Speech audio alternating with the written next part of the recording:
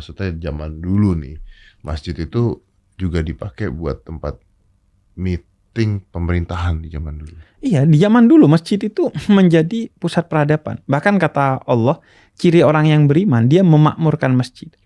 Bukan hanya secara ibadah-ibadah ritual, tapi juga strategi perang dibangun di sana. Kemudian prinsip-prinsip politik ditentukan di sana oleh Nabi Muhammad. Diskusi antar umat beragama dengan Kristen Najran dilakukan di sana. Artinya toleransi diperjuangkan di sana. Kemudian tawanan perang ditawan di sana. Kenapa ditawan di sana? Agar tidak terjadi arogansi. Karena paling tidak lu malu sama tempat sucinya untuk dorongan-dorongan yang tidak suci jika harus lu keluarkan.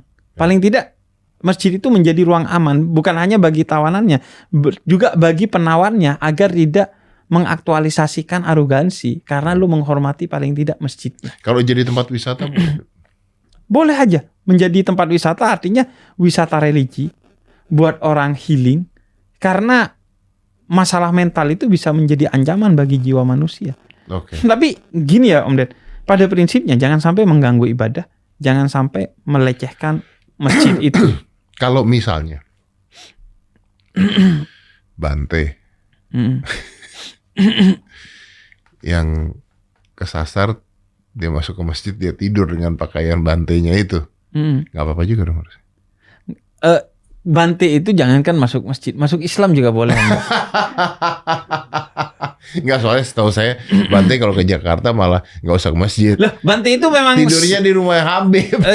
Bante itu emang sukanya bahkan menginap di masjid kan, di masjid-masjid pondok pesantren. Nah iya. Bahkan kalau masjid-masjid pondok pesantren itu kan memang semua kegiatan positif di sana. Misalnya di pondok-pondok itu cenderungnya perpustakaannya di masjid, ruang pembelajarannya di masjid, tidur sebagian santrinya juga di masjid.